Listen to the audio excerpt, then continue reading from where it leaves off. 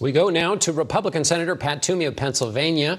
He's in Zionsville this morning. Good morning, Senator. Good morning, John. Let's start with what the Democrats are calling the Inflation Reduction Act. You and other Republicans are not a fan. What is your principal critique? Well, it's going to make inflation worse, actually. So they've got a big corporate tax increase that's going to probably make this recession that we're in worse. All of this spending is unnecessary. It's going to exacerbate inflation. It is not going to reduce the deficit. And what did Senator Manchin get for this? Look, I'm a big fan of Joe Manchin. We are friends, as he said, and I like Joe very much, but I think he got taken to the cleaners.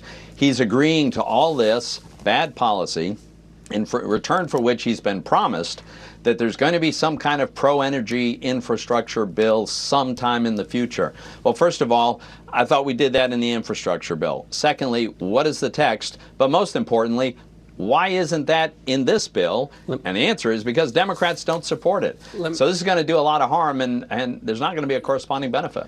There's a line in there. Let me focus on inflation, which everyone else is focused on. Sure. The Committee for a Responsible Budget, which has been a fan of yours in the past and even in the present, said this: although reconciliation was designed for deficit reduction, this would be the first time in many years it was actually used for that purpose.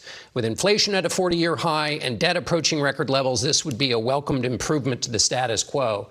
They and others who've looked at this say it will affect the deficit, lower the deficit in this legislation. Yeah. So here's why we won't. Because they use the same gimmick that Senator Manchin said he was opposed to in the past. They claim the revenue over a 10-year window from their big tax increase and their price controls.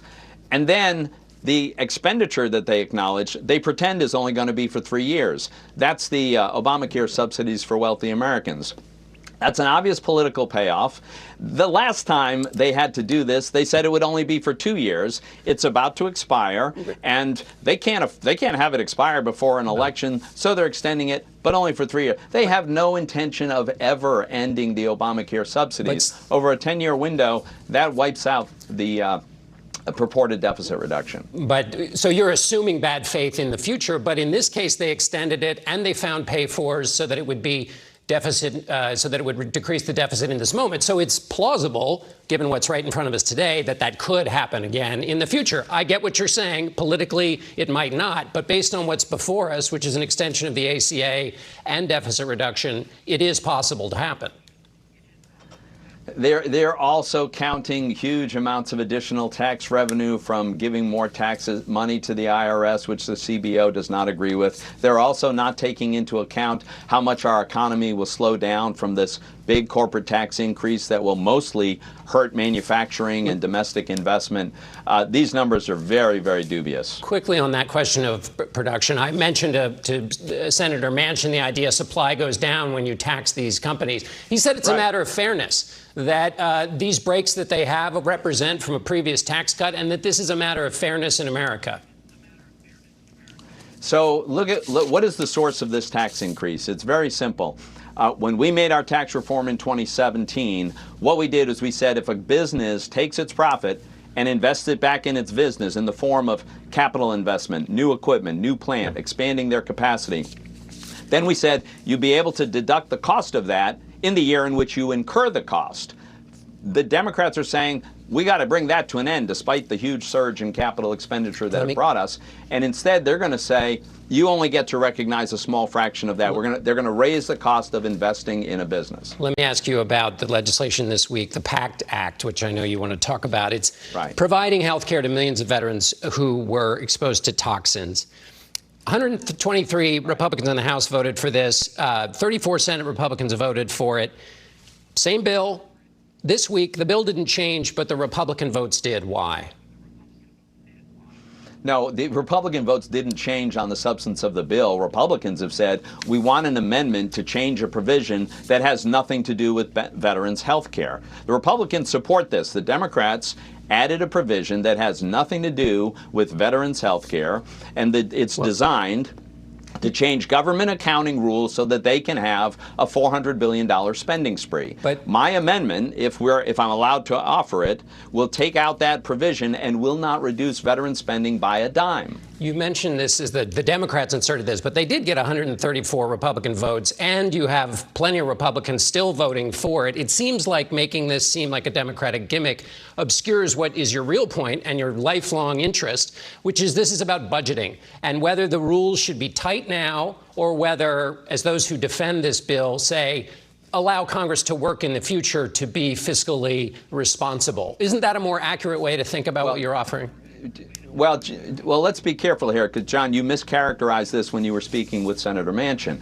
We are fully accepting that the new expenditures under the PACT Act for veterans exposed to toxic chemicals will increase the deficit, and we accept that as a price we have to pay for people who serve the country. What I'm objecting to is a budgetary gimmick, a sleight of hand in accounting rules that will allow totally unrelated spending of $400 billion over the next 10 years. But that's what we think shouldn't be in this bill. Never should have been. Well, there's a debate about that. And as you know, some Republicans don't think it's a gimmick. They are still supporting this, and they think it can be fixed later. But let me ask you this. I read your amendment language, which your language doesn't just deal with this other thing.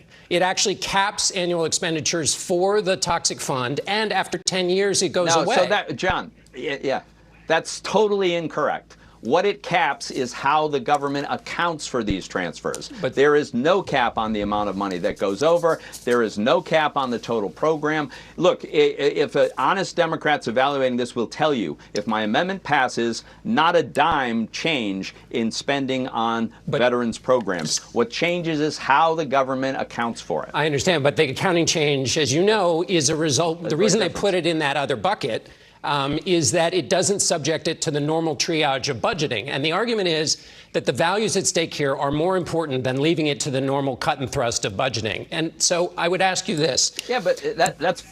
But it's worth protecting is their argument. It's about priorities. As you know, budgets are a way people talk about priorities in a government.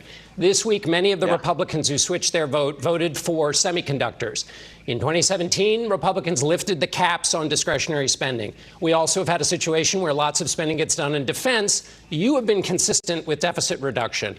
But lots of other Republicans, when they think it's in their interest, say, let's lift the caps, let's not be so fastidious about the budget. So why is it important to be fastidious when it comes to veterans, but less so when it comes to, say, supporting chip manufacturers? Because, John, once again, you're completely mischaracterizing this. We are all accepting that there are no changes to the projected spending path for all the veterans programs, the existing veterans programs and the new ones under the PACT Act. What we're objecting to is an accounting gimmick that will allow totally unrelated spending of $400 billion over the next 10 years. And most Republicans think we shouldn't loosen up the budget rules so that Democrats can go on a spending spree on things that have nothing to do with veterans' health care. Of course, Democrats have to be in charge in the future when that spending happens, and they may very well not be. But thank you, Senator, for being with us. We appreciate your time. I would impose the restriction on Republicans as well.